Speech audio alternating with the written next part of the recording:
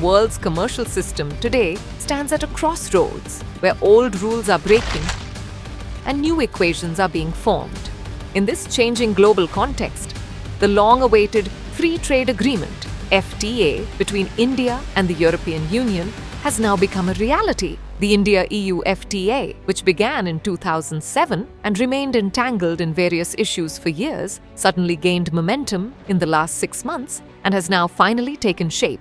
The primary reason behind this has been America's uncertain and aggressive trade policy, which has forced both India and Europe to seek new options. The US, which was once considered the biggest proponent of the free trade system for decades, now seems to be retreating from that very system. The statement by US Secretary of Commerce, Howard Lutnick, at Davos, saying globalization has failed the West, was a clear indication of this shift. The US's America First policy, high tariffs, and strict regulations have created instability in global trade. The US and the European Union, both of which have been the largest export markets for India, can no longer be considered reliable. Since August, India has faced a 50% tariff, while the European Union has repeatedly faced threats of tariffs of 15 to 30%.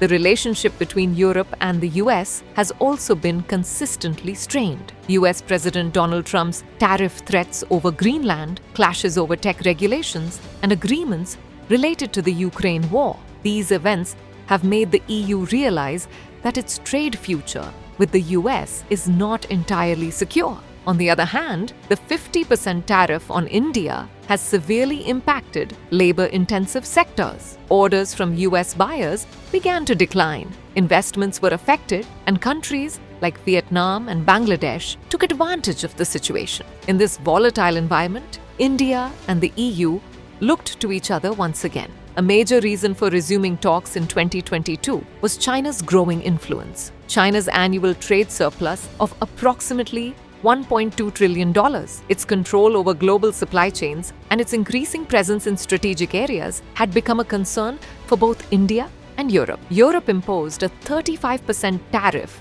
on Chinese electric vehicles, while India maintained a 100% tariff on foreign automobiles. Both had a clear goal: to reduce dependence on China and diversify their supply chains. The pressure from the US was also evident on both. Whether it was Europe's criticism of dependence on China or India's comments on the pharmaceutical supply chain, it became clear that in the future, relationships between countries would be shaped not just by politics, but by geoeconomic strategies. Meanwhile, multilateral organizations like the World Trade Organization also seem to be struggling with their relevance as bilateral and regional agreements moved ahead rapidly. A significant turning point for India came when it signed a free trade agreement with the UK post-Brexit. This was the UK's largest trade agreement in which India granted market access in automobiles, alcohol, and other products. This agreement is expected to increase the UK's exports by hundreds of millions of pounds. For Europe, this was a sign that India was no longer a closed economy, and it was gradually opening doors even in sensitive sectors. This was the same issue that caused the breakdown of the India-EU talks in 2013, particularly in the automobile sector. As a result of all these events, India and the European Union reconsidered their old stance. While only 7 out of 21 chapters were completed by July, in the last few months, agreements were reached on all remaining chapters. America's protectionist policies, China's overcapacity, and the insecurity in global supply chains have all played a role in bringing the India-EU agreement to the final line.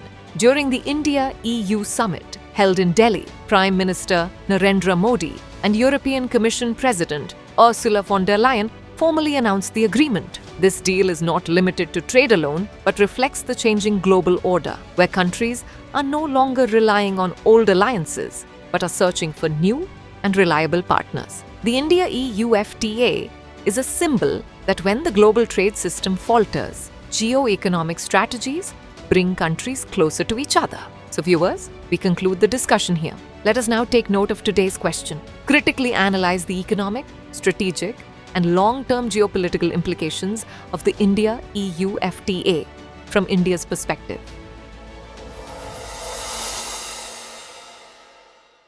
For more informative content, like, share and subscribe, and do not forget to press the bell icon to get the notifications.